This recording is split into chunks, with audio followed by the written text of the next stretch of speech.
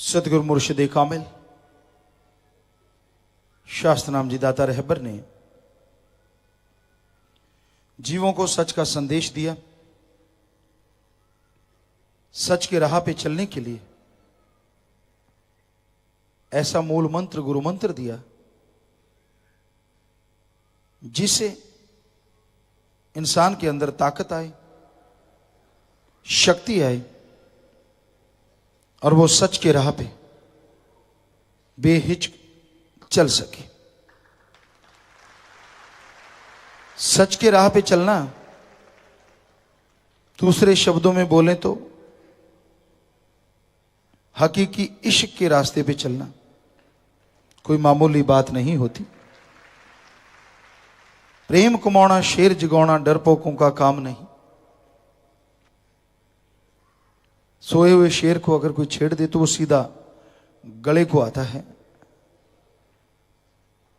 ऐसा होते देखा हमने अपनी आंखों से।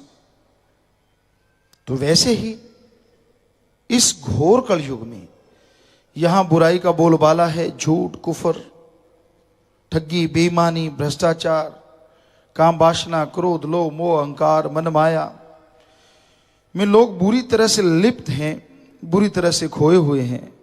ऐसे घोर कलयुग में, ऐसे भयानक समय में कोई ओम अल्लाह वाहिगुरु राम का नाम जपे बहुत बहुत मुश्किल है। और नाम जप के फिर सेवा करने लगे और ज्यादा मुश्किल है। और सेवा करके दृढ़ यकीनी और दृढ़ विश्वासी बन जाए ये और भी मुश्किल है। क्योंकि आदमी हवा में जल्दी आ जाता है। चार लोग सलामें कर दें, उसे लगता है मैं कुछ और हूं, बाकी आदमी सिर्फ इन पशु है, मैं ही आदमी हूं। क्योंकि जैसे कोई मालिक के प्यार में आगे बढ़ता है तो लोगों की निगाह का केंद्र बनता है। पर भक्त वही होता है जितना सत्कार करे, सह के रहे, झुके रहे और अपने आप को छुपा के रखे। अहंकार, खुदी और गुरु पीर फकीर के वचनों से उल्ट चलने वाला वो कभी खुशियां हासिल नहीं कर सकता। तो इश्क के रास्ते पे चलना ऐसा होता है बरसात में जैसे दोमट माटी, चिकनी माटी पे चलना, मुल्तानी माटी पे चलना, जिसमें फिसलने का बहुत बहुत डर रहता है।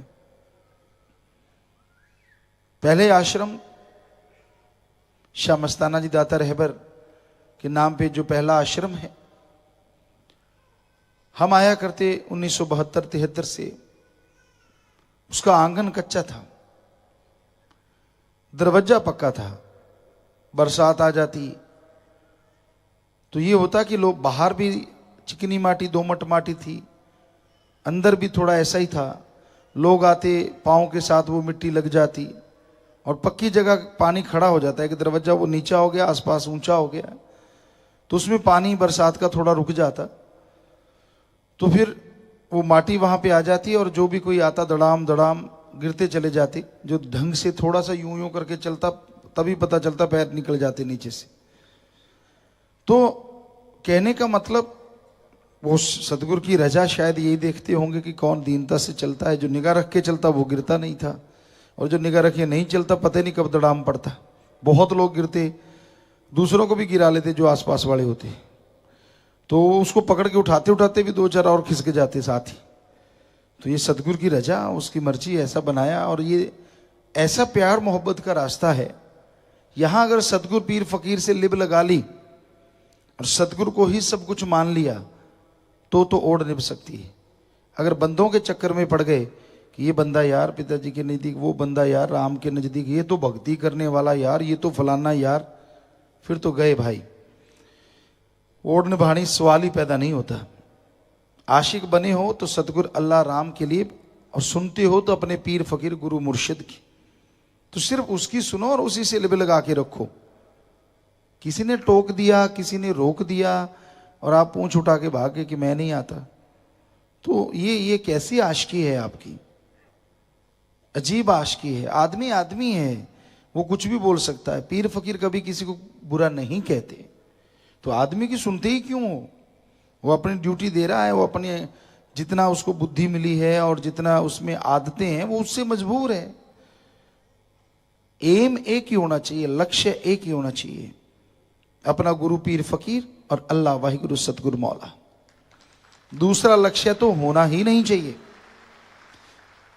जो सेवा करते हैं और दूसरा लक्ष्य बना लेते हैं, सेवा आती है दया में रहमत चली जाती है, आती है चली जाती है, क्योंकि ये सिर है अमानत सतगुरु दी, दर दर ते चुकाया नहीं जानता। दर दर का मतलब ये नहीं होता किसी और दर के, आदमी के आगे भी झुकते रहे, उसको भी मालिक मानते रहे और वो भरा हुआ बुराइयों का पुतला है तो आपको बुराइयां ही बख्शेगा।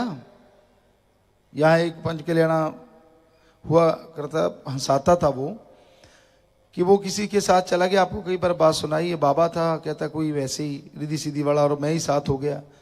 कहता एक जैसे थे हम दोनों, रजाई रह के बैठ के, सुबह सुबह सर्दी का मौसम था और एक लड़की आई, कहता 5 रुपए मेरे आगे रख दिए, बाबा सिर ते हाथ फेरो। कहते मैंने ऊपर से कपड़ा हटाया कि बेटा बाबा उधर है, आशीर्वाद लेना तो उधर जा, मेरा हाथ तो मेरे सिर पे घूमता रहा, एक भी बाल नहीं रहा। सो कहने का मतलब जो खुद पापी हैं, गुनाहगार हैं, बुरे कर्म करते रहते हैं, अगर उनके आगे झुकते रहोगे तो जो सेवा करते हो, सुमरण करते हो, सारी खुशियां, क्योंकि पतिव्रता खत्म हो गई तो वो इश्क की बात नहीं रहती, खत्म हो जाती है। इसलिए एक को ही यार बनाओ, वो काफी है, और वो यार सतगुरु अल्लाह वाहिगुरु राम होना चाहिए, पीर फकीर जो कि किसी से कुछ गर्ज में नहीं चाहता, बेगर्ज मोहब्बत करता है, सबके लिए दुआ करता है, सबको प्रेरणा देता है। जब आपके ध्यान ज्यादा जगह चले जाते हैं, आप ज्यादा जगह फैल जाते हैं तो मुश्किलें आती हैं, तो आपका मन हावी होता है। और सतगुरु मुर्शिद को कहीं ढूंढने नहीं जाना होता, आप सुमन करो, बचनों पे रहो, आपके अंदर ही उसने प्रकट हो जाना है। जितने चाहे सारी सारी रात बातें करते रहो, वो तैयार है। ये तो आपके हाथ में, जागते करो सोते करो, पर सुमन एक बार तो उससे लिव लगानी पड़ेगी ना। और सुमन कितना करना चाहिए? घंटा सुबह शाम लगातार करते रहिए,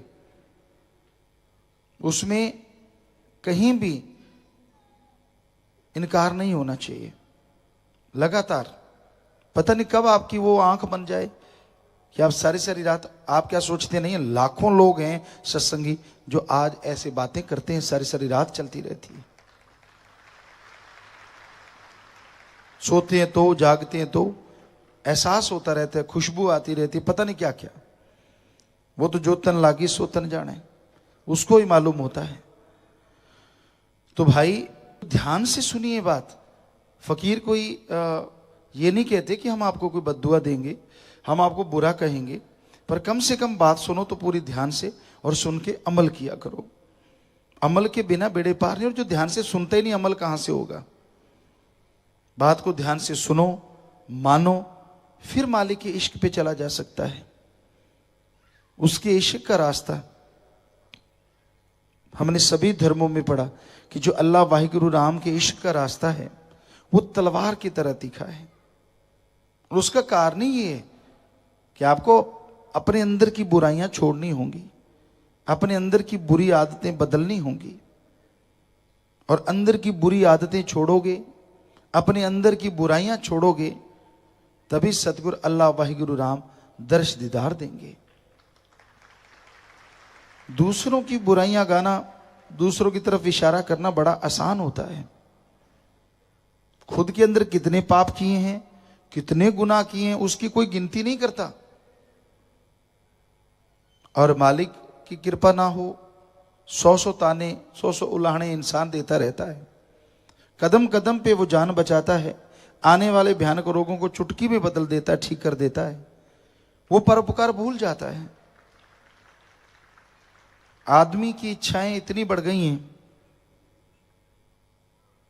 मालिक उसकी 99 इच्छा पूरी कर दे, उसका गुण नहीं जानेगा, और 100 में से एक इच्छा अगर रह जाए उसका अवगुण उठा लेगा,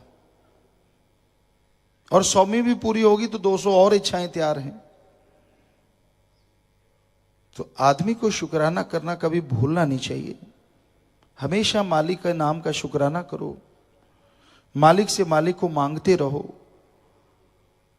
और हमेशा उस परम पिता परमात्मा से डर के रहो। आपको लगता है हम कहते हैं हर बॉडी में बेपरवाह जी ने ये फरमाया है, इस जन्म में ये दो काम करो, एक नाम जपो और प्रेम करो, किसी जीव का दिल ना दुखाना कभी, मौत याद रखो, मालिक से डरो, उससे डर के रहो। भय भी ना भाव कभी ना आए, कभी नहीं आए। मतलब गुरु साहबानों ने, पीर फकीरों ने, सभी ने कहा है कि उसका अगर भय है तो प्यार बढ़ता है, क्योंकि मालिक का अगर भय रखेगा तो कोई बुराई नहीं करेगा कि यार अल्लाह वाहिगुरु राम को क्या मुंह दिखाएंगे। और अगर उसका भय नहीं, ना यकीन आता है, ना 10वां द्वार खुलेगा, ना ही नूरी स्वरूप के दर्शन होते हैं। तो भय रखना अति जरूरी होता है।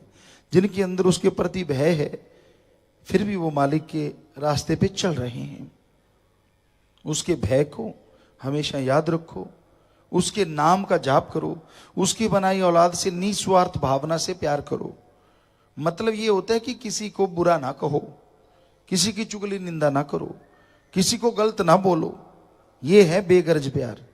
ये नहीं कि घर घर जाके आप प्यार करने लगे जाओ कि वही मैं प्यार करने आया हूं बेगर्ज। ये प्यार नहीं होता। मतलब कभी किसी का बुरा ना सोचो, गलत ना बोलो, कड़वा ना बोलो किसी को भी। ये है मालिक से प्यार करना।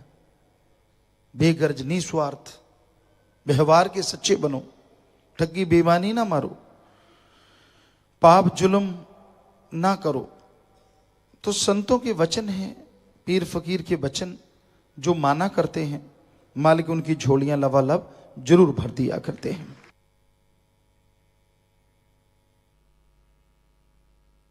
आज साध संगत निम्नलिखित पठन करना चाहती है। साध संगत जी ध्यान से सुनिए। व्यवहार के सच्चे बनेंगे तो ये हाथ खड़ा करके अगर आप जो चाहते हैं पठन करना तो आप पठन कर सकते हैं। जी जोर से नारा लगाएं, हाथ नीचे कर लें। मालिक कई गुना बढ़ के झोलियां भरे, खुशियां दे और रहमो करम से लवरेज करें, नई खुशियां आपके घरों में प्रवेश करें। सो आशीर्वाद, हाथ नीचे कर लें। धन सतगुरु तेरा ही आशा। सभी साध संगत जी से निवेदन है कि मेरा चैनल जरूर सब्सक्राइब करें जी। धन धन सतगुरु तेरा ही आसरा।